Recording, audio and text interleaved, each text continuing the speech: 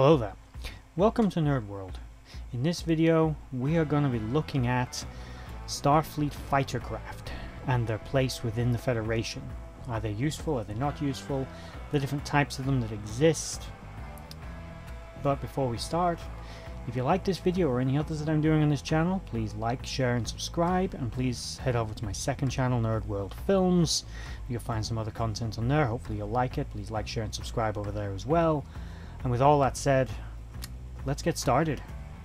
Now, within the Federation, and Starfleet in particular, there were many fighter classes used.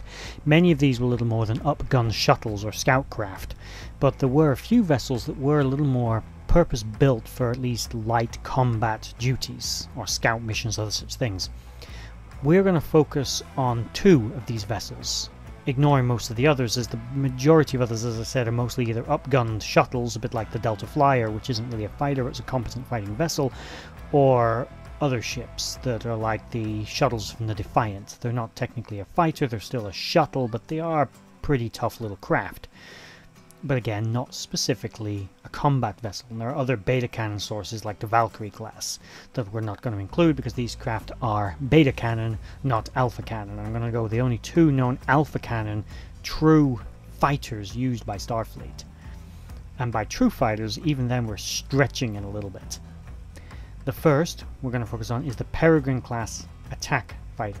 This ship was actually originally developed sometime in the 2360s. Its original incarnation was only a lightly armed courier, used by both civilian and Starfleet forces, but actually primarily by civilian. But it was a highly modular and modifiable design and was a rugged, tough little ship. But, as I said, originally designed for civilian use. It didn't carry anything like torpedoes, it only carried phasers, and they weren't very powerful. But it was fast, it was maneuverable, and it was durable. And as the Marquis proved, you could easily upgrade these things. They were also very modular. They could be compatible with many different technologies. For example, the variants used by the Marquis were often armed with disruptors rather than phasers. They carried alien torpedoes that wouldn't normally be compatible with Starfleet systems, but due to the modular design of these craft and highly versatile, and to be honest, a lot of very competent Starfleet engineers that joined the Marquis, they were able to adapt these vessels to work with pretty much anything. Later Starfleet versions would be upgunned as a true dedicated fighter craft, although they still made little impression, with one officer once describing them as a lightly armed shuttlecraft compared to a Jem'Hadar attack ship. They were useless against Jem'Hadar, but could make an impression on the Cardassians, as the Marquis had proved. This demonstration by the Marquis proved to the Federation and to Starfleet that these versatile little craft could be converted quite readily in large numbers and produced in large numbers to fill the role of a small fighter craft. Support vessel, courier, scout ship, whatever you needed it to be. The Starfleet version would carry 6 forward-facing torpedo launchers, 2 forward-facing pulse phasers, and additionally 2 phaser banks. They were a very well-armed little ship, and as I said, they were rugged, durable, capable of taking quite a bit of damage. But obviously in the Starfleet universe, dealing with a ship like a Galor-class battlecruiser, they weren't going to make on their own much of an impression. It would still take swarm tactics to do anything to really damage such a large and much more dedicated vessel, especially with the accuracy and long range of the weapons used by pretty much every power in the Alpha Quadrant. The fighters simply had to rely on speed, maneuverability, and an ability to get up close to get their weapons in range, weapons that were far significantly less powerful than those used by the larger ships. Although just as accurate, that was the problem. The disruptors of a Klingon battlecruiser were just as accurate as the weapons of the fighter. The Klingon ship could hit a fighter just as easily as it could hit a Galaxy-class starship. So really, you use these things under very specialized circumstances. During the Dominion War, for example, they were used for strafing the enemy and harassing them, more of an annoyance than an actual threat. The second fighter we're going to look at is the Academy Flight Training Fighter. This is an older design, particularly based on the blue glowing impulse engines, which does indicate it's a much older ship. It's also a very, very basic Delta design, which in Starfleet terms means it's sort of a disused basic hull configuration. It's something you can produce very easily and very cheaply. These craft are unarmed, at least in their Academy training form, and although they do have some advanced technologies like transporters, they're mostly built for maneuverability, speed, and testing a pilot's nerve and their skill and their cunning. They're not really built for war. They can do simulated engagements, simulated mock firefights, and although they do actually possess shields, they aren't very strong. These aren't really a fighter designed to engage other ships, at least not in the form that Starfleet currently uses them. It's not even known if they build these things anymore, if they're just a ship that they've got lying around that could be 100, even 200-year-old design. Again, based on the Blue Impulse engines, which was not really seen since the 22nd century, as all subsequent vessels in 23rd and 24th had red glowing impulse engines.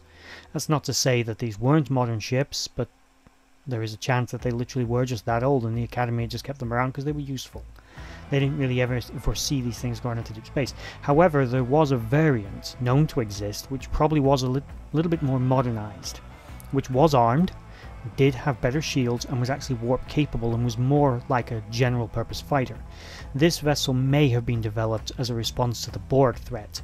It could simply be an upgraded version of the Academy training fighter, but it's more likely, considering it has a warp drive and that would require an extremely heavy refit, that it was a simple redesign, a new build, scratch built ship based on the same hull geometry of something they already had lying around that they could again produce very quickly and easily as probably part of the Mars defense perimeter. However, that's a bit of speculation, as almost nothing is known about this ship other than its brief appearance in an episode of Voyager on a screen, which was in a packet of data that was being downloaded by the cloned drone from an episode of Voyager. Now, as I said, the Academy training stock version was unarmed, but was maneuverable, again was a pretty durable little ship, and was capable of extremely complicated maneuvers, one of which would be undertaken by Wesley Crusher and his squadron, Nova Squadron, during the time at the Academy, would result in the death of another cadet and destruction of several of the craft. Now, as I said, there are various beta canon fighters that exist, like the Valkyrie class and numerous others, but I'm not going to go into them. Most of them are fan designs and they're not really relevant because I can't put them into anything in the universe, but there is the basic broader place where these fighters fit within the Federation. Starfleet, since encountering the Borg, have been shaken from its complacency and have begun to develop a whole new wave of combat vessels. Things like the Defiant class most famously, but also ships like the Saber class, the Akira class, the Prometheus class. The Peregrine class fighters in particular fit in quite neatly with that particular world of shipbuilding as this new battle core of ships. For everything from the huge heavyweights like the Prometheus and Sovereign class down to the smaller juggernaut vessels like the Defiant class, which are just small hard hitters. These ships worked perfectly as screening vessels and scout ships for the bigger, more powerful ships. The eyes and the ears of the battle fleet, effectively. An almost expendable craft, and you didn't want to necessarily send in the Sovereign class starship to go in and obliterate everything in sight, or the Prometheus class to go in and wipe out an entire armada.